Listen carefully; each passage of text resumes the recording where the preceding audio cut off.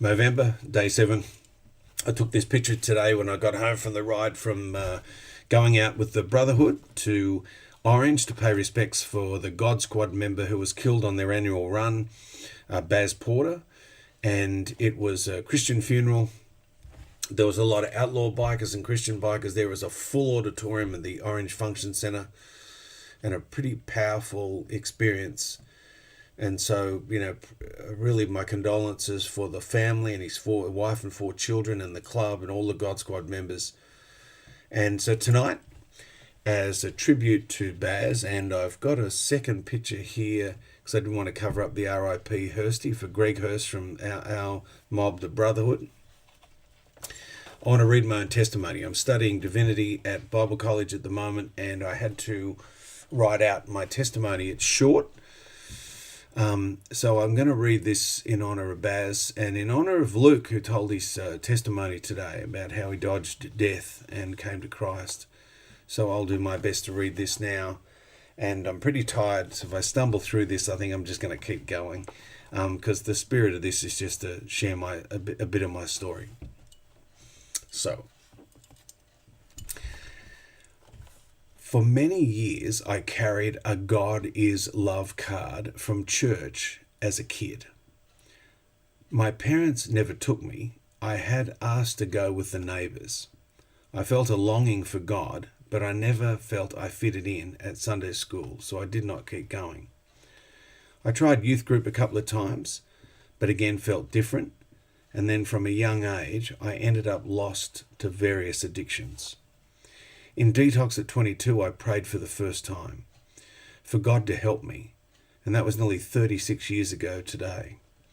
I wound up in a 12-step program, and at 1 year clean, I went to university. I was trying to change my life and do welfare studies to help others. I was attending a normal church as well as the 12-step program with a friend. He saw me at my worst and was impressed by the changes I'd made in recovery and wanted to know more for himself. However, we were both long-haired bikers and did not fit in. At university, I met a man who invited me to a house church run by Greg Hurst and the Brotherhood Christian Motorcycle Club. Unlike a regular church, this place was a casual, down-to-earth jeans and t-shirt affair. About a year later, I got baptised in the sea by Greg at Stanwell Park. It was winter, and he asked, the lagoon or the ocean? And I knew that in the ocean we would both be soaked, so I said the sea. It was freezing, joyful, and we were soaked. It felt powerful. I hung out there for a few years, but I stopped going to church. I could not understand the complexities of religion. I played music for them for the next 25 years, and they always accepted me, even though I wasn't attending church. But I got taken out by what I understand now was the enemy. I ended up in shamanism and Hinduism. I'd lost my way. About 6 years ago, I found my way back to the Brotherhood and street-level community house church. I'd bought another bike, and I felt called to return. I still felt I didn't belong, so I asked a friend who I knew was happy and devoted to Christianity, how can I get closer to God? And he recommended I read Moving Mountains by John Eldredge.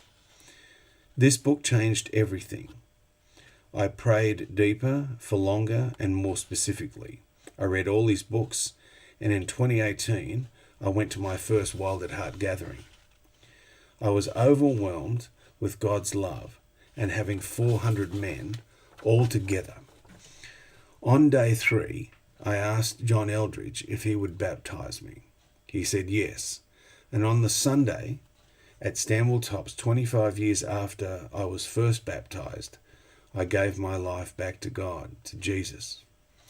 John baptized me in the pool at the Tops, and I had about 90 minutes before the next session. And I'll just show you this picture while I read this. That was me and John just after it happened. I was buzzing, so I got on my motorcycle and I went for a ride down the coast road. The sun was shining and I was listening to worship music in my helmet. And I heard God say, I'm going to get you a Bible and a cross. I thought I'd just made it up, There was no way I was going to get them. It was late on a Sunday afternoon and everything was closed. I rode for about as long as I could before I knew I had to turn back. I saw some bikes parked in a side street, so I pulled up next to them, disappointed I had not found the Bible and the cross. As I dismounted, I took off my helmet, and right there was a new bookstore that was open. I went in, and the woman said they were just opening the next day, so they had come in on Sunday to make sure that everything worked. I asked her if she had a Bible, and she said she had one. I purchased it, relieved that I at least had found one of the things God had promised. I then went across the road to get some food before heading back, and right next to the takeaway place was an antique store. I went in and asked if they had a cross, and the server said she had one. It was a beautiful golden white gold cross. I bought it.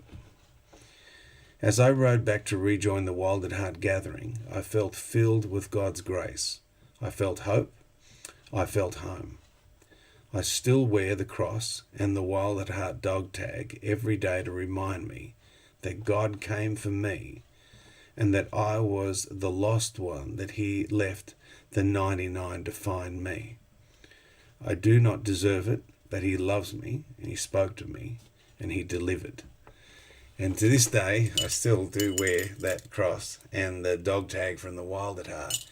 And I still do cart around that Bible that I have in this Triumph book.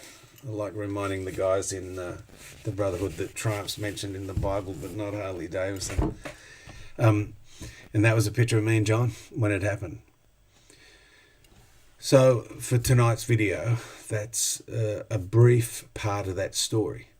And so I share it just to take a risk and to put my story out there. And if that raises any questions, or if anyone ever wants to speak to me more about that, please contact me.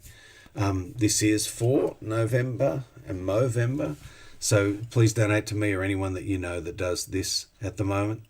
And I look forward to seeing you all tomorrow for day 8.